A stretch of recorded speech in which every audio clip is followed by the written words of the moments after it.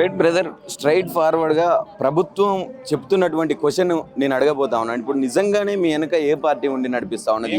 ఏ party చేపిస్తా ఉన్నది? అసలు పార్టీ అనేది ఏమీ లేదు సార్. నిరుద్యోగులము, పార్టీతో మాకు సంబంధమే లేదు. మాకు అవసరం, మేమైతే నిరుద్యోగులం సార్. ఇప్పుడు మా లీడర్లు అంటే వాళ్ళకు మాకు సంబంధం లేదు. మాకు ఇలా అవినీతి పత్రాలు తీసుకుంటారు, మాకు ఏదైనా రెస్పాన్స్ వస్తుంది అనే ఉద్దేశంతో మేము వచ్చాం.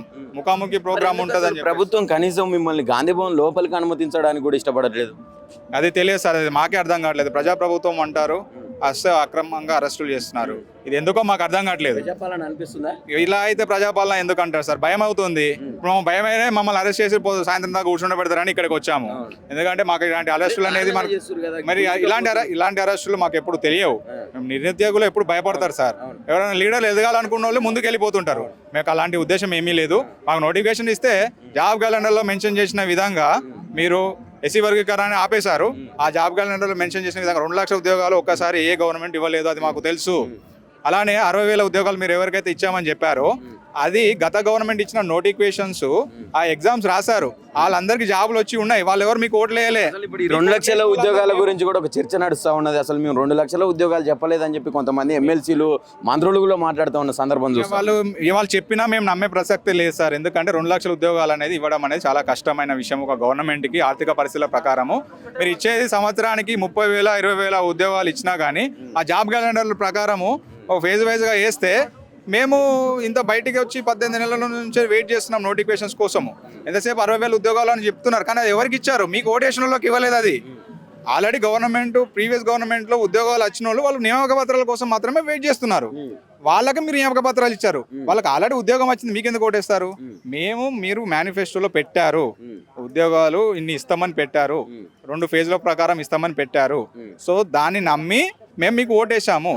మీరు వస్తే 2 లక్షల ఉద్యోగాలు ఇస్తారని టెక్నికల్గా సాధ్యం కాదు ఒక సంవత్సరంలోనే, మాకు కూడా తెలుసు. కాబట్టి ఎన్నో కొన్ని 2 లక్షలు ఉన్న కాడ 50,000 ఇస్తారు, 30,000 ఇస్తారు. ఒక సంవత్సరం ప్రకారం ఒక సంవత్సరం 30, ఒక సంవత్సరం 30, ఒక సంవత్సరం 30 అట్లా ఇస్తారు అనుకోని ఎప్పుడు ఖాళీలు ఉంటే అప్పుడు ఖాళీలు ఇస్తారని చెప్పేసి మేము ఎన్నన్నా కానీ ఇప్పుడు మీరు అడిగే క్వశ్చన్లన్నా వినడానికి ప్రభుత్వం సిద్ధంగా ఉండాలి. ఇప్పుడు కొంతమంది కాంగ్రెస్ నుంచి ఎమ్మెల్సీలు మాట్లాడుతూ ఉన్నారు, అసలు కాంగ్రెస్ మాట వినట్లేదు నిరుద్యోగులు అని. ముఖ్యంగా అసలు కాంగ్రెస్ ఎప్పుడైనా మీ దగ్గరికి వచ్చి మాట్లాడే ప్రయత్నం చేసిందా కనీసం? త్వరలో అని మేము తిరుగుతున్నాం సార్. 8 నెలల నుంచి ఆఫీస్ చుట్టూ తిరుగుతున్నాము. మా వేకెన్సీస్ అన్ని లిస్టులు ఐడెంటిఫై ఉన్నాయి. ఆర్థిక శాఖ ఆమోదాన్ని కూడా పంపారు. ఇది దాదాపు 8 సంవత్సరాల నుంచి నోటిఫికేషన్ లేదు. అక్టోబర్ 2024లో రావాలి నోటిఫికేషన్. ఎస్సీ వర్గీకరణ వల్ల అయిపోయింది. ఓకే, ఇది TG, Transco, Genco, NPDCL, SPDCL, విద్యుత్ శాఖ ఇది అయిపోయిందని. అయిపోయిన తర్వాత ఎస్సీ వర్గీకరణ తర్వాత వస్తుందని అనుకుంటాం కదా నోటిఫికేషన్. ఇప్పటికీ నోటిఫికేషన్ రాలేదు. అందరినీ తిరుగుతున్నాము. వీళ్ళు కూడా అసలు నోటిఫికేషన్ లేదంటే మేము వెళ్ళిపోయేటోళ్ళము. 2 నెలల్లో మరో నోటిఫికేషన్.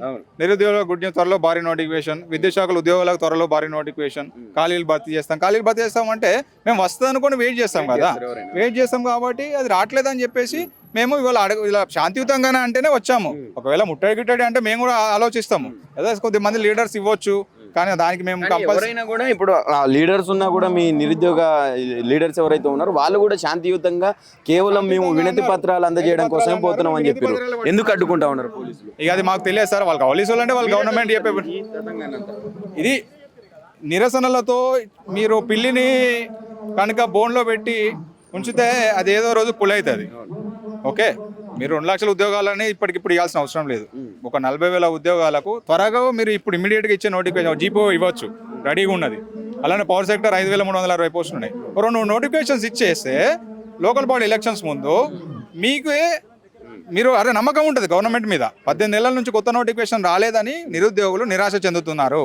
కనీసం మీరు ఇవ్వాల్సిన ఒక 10,000కో 20,000కో 22,000 ఉద్యోగాలు గత క్యాబినెట్లో ఇస్తామని చెప్పారు. ఆ 22 ఉద్యోగాలు ఏవి వస్తాయి, ఎప్పుడు వస్తాయి అవి కూడా చెప్పేస్తే ఆ టైంకి ఇచ్చేస్తే మీరు ఇంతవరకు ఏదైతే నెగిటివిటీ ఉందో అది పోతుంది. ఈ నిర్బంధాలు అవసరం లేదు, ఈ పోలీసులు అవసరం లేదు, ఈ మీడియా అవసరం లేదు, ఏది అవసరం లేదు. ఓకే, ఇప్పుడు ఎట్లున్నారంటే నిరుద్యోగులు ఏదో జీపీ వస్తే కొట్టుకొని పోదాం, గ్రూప్స్ ప్రిపేర్ అయ్యేటోడు కూడా జీపీ వస్తే కొట్టుకొని పోదాం అనే ఉద్దేశంతో ఉన్నారు. ఎందుకంటే ప్రైవేట్లో పోతే ఆ ప్రైవేట్లో ఉద్యోగాలన్నీ అరకొరగా జీతాలతోటి. తెలంగాణ అంటేనే నీళ్లు నిధులు నియామకాలు అంటారు కదా. గవర్నమెంట్ జాబ్ అంటే తెలంగాణలో ఒక ఆత్మగౌరవం లాంటిది. సో ఏ జాబ్ ఉన్నా కానీ లక్షల జీతం వచ్చినా కానీ గవర్నమెంట్ జాబ్ వస్తే అది చిన్నదో పెద్దదో ఒక గౌరవం అనేది ఉంటుందని మన తెలంగాణలో స్పెషల్గా వేరే రాష్ట్రాలతో కంపేర్ చేస్తే మన తెలంగాణలో అలాంటి అవకాశం ఉంది కాబట్టి నిరుద్యోగులంతా గవర్నమెంట్ జాబ్స్ కోసం వెయిట్ చేస్తారు కాబట్టి ఇలాంటి నిర్బంధాలు పెట్టకుండా ఇలాంటి అవకాశాలు మీరు ఇవ్వకండి. మీరు కనుక కొన్ని నోటిఫికేషన్స్ ఇచ్చేస్తే నెలకు అది సంవత్సరానికి 20,000 నింపండి, 30,000 నింపండి, అన్నీ ఒకేసారి కాకుండా కానీ కంటిన్యూస్ ప్రాసెస్గా ఖాళీలో అయినా కొద్ది నోటిఫికేషన్ ఇచ్చేస్తే మీ గవర్నమెంట్గా మేము పాలాభిషేకం చేస్తాం అంతే. దీన్ని ఇంకా పొడిగించకుండా ఇంకా నిరుద్యోగులలో ఆత్మహత్యలు పెరుగుతాయి. ఎందుకంటే మా దాంట్లో కూడా ఇద్దరు ఆత్మహత్య చేసుకున్నారు నిరుద్యోగులు. సో ఆర్థిక బాధలతో ఇబ్బందులతో. సో కాబట్టి మేము రిక్వెస్ట్ చేస్తున్నాం గవర్నమెంట్ని. ఇది రిక్వెస్ట్, డిమాండ్ కూడా కాదు. ఎందుకంటే అల్టిమేట్గా ఎవరు ఇచ్చినా కానీ గవర్నమెంటే ఉద్యోగాలు ఇవ్వాలి, గవర్నమెంటే నోటిఫికేషన్స్ ఇవ్వాలి, గవర్నమెంటే జీతాలు ఇవ్వాలి. కాబట్టి సో మేము ఎందుకంటే మేము లీడర్ల మధ్యన వేరే రకంగా మాట్లాడేవాళ్ళం. మేము రిక్వెస్ట్ చేయగానే మాట్లాడుతున్నాం. లేకపోతే 10 భాగాలు కొడతాం, 10 భాగాలు కొడతాం, అది చేస్తాం. మేము అట్లాంటి వాళ్ళం కాదు. మేము నిజమైన నిరుద్యోగులము. వినతి పత్రాలు పట్టుకొని వచ్చాము. ఇది ముట్టడి కాదు. Thank you.